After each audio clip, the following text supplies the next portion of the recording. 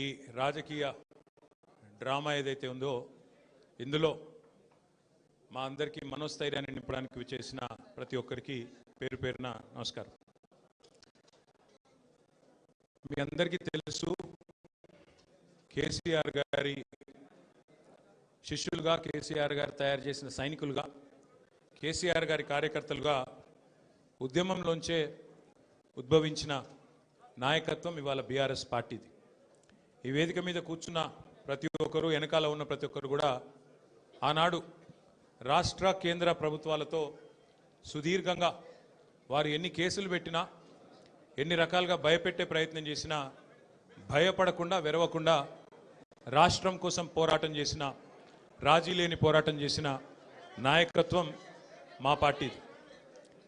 రాష్ట్రం వచ్చింది, ఆ తర్వాత ప్రజలు ఆశీర్వదిస్తే మా పార్టీ అధికారంలోకి వచ్చింది, ప్రభుత్వం వచ్చింది.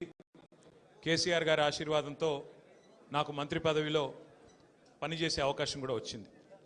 10 ఏళ్ళు కేసీఆర్ గారి నాయకత్వంలో అనుక్షణం తెలంగాణ రాష్ట్రం కోసం, తెలంగాణ రాష్ట్ర అభివృద్ధి కోసం వివిధ హోదాల్లో పరిశ్రమల శాఖ మంత్రిగా, టెక్నాలజీ రంగానికి మంత్రిగా, అట్లాగే మున్సిపల్ వ్యవహారాల మంత్రిగా అనుక్షణం ప్రజల కోసం పనిచేశాం తప్ప, రాష్ట్రం కోసం పనిచేశాం తప్ప ఎన్నడూ కూడా తప్పుడు పనులు, పొరపాటున కూడా చేయలేదు.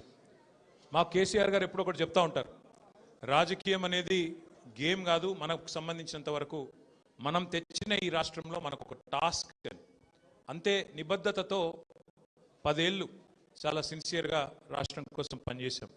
అన్ని రకాలుగా మా నియోజకవర్గాలను ఎట్లా బాగు చేయాలి, మా జిల్లాలు ఎట్లా బాగు చేయాలి, మన పల్లెలు ఎట్లా బాగుండాలి, ఏ టాస్క్ మాకు మా నాయకుడు ఇస్తే, ప్రజలు ఇస్తే దాని నిబద్ధతతో తెలంగాణని గొప్పగా తీర్చిదిద్దేదానికి తాపత్రయపడుతూ అందరం కూడా సమిష్టిగా పనిచేసినాం.